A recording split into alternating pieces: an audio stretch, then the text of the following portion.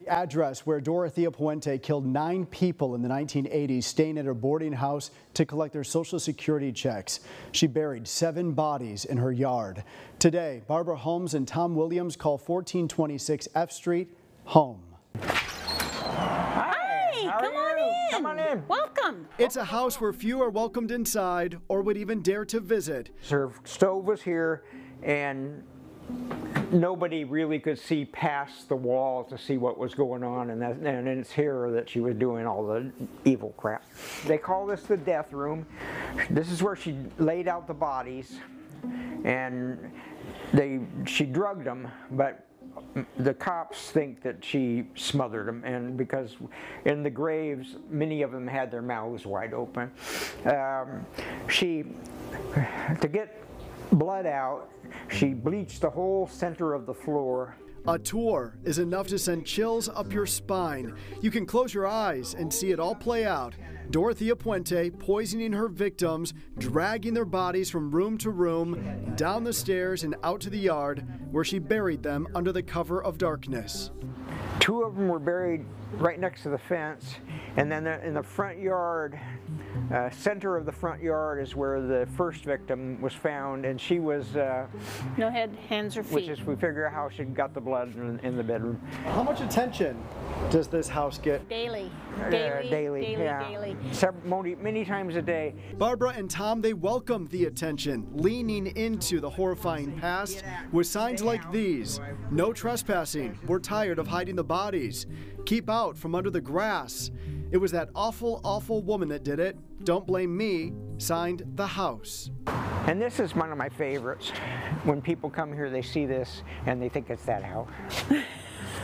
They even have this, a life-size figure of Dorothea in handcuffs in her iconic red coat, greeting guests at the front door. Dorothea Puente, the first 3 words that come to mind when you hear her name.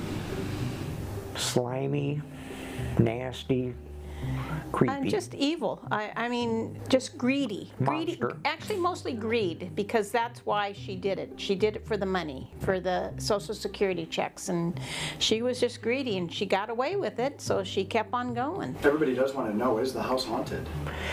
We have felt nothing. Barbara's mom lived downstairs for a long time. She was sensitive to it. She did say that she saw Dorothea standing at the end of her bed one night, but she would feel things, and she definitely felt that there was a presence there, but we haven't. And ahead of Halloween, you'll be surprised to hear this. Do you get trick-or-treaters? No, interestingly enough, we don't. And there's not that many kids in the neighborhood, and we've tried. You know, like last year, I set my son out there with a big bowl of candy, and not one person came through. The Victorian-style bungalow, bought by Barb and Tom at auction for just $215,000, is on the National Register of Historic Places, meaning it can never be torn down. What's the secret to keeping each other happy in a haunted house? In a haunted house. I was going to say great sex, but that wouldn't go over well. No. What was the question? What do you think of this guy? Well, I married him. Yeah. Or a sense of humor? Yeah, that was part of it. Yeah. Yeah. Yeah.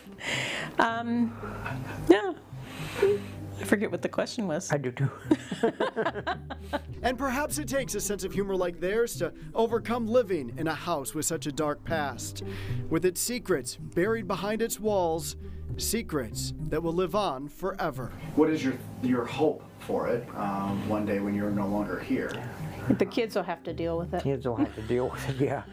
You know, there's a buyer for everything, and we were the buyer for this place and the caretakers for this place, and there's not too many of us out there, so who knows if it did go back on the market, who would buy it and what would they do, so you just don't know. This story, it is so well documented.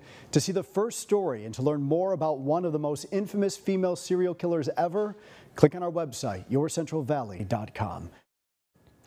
And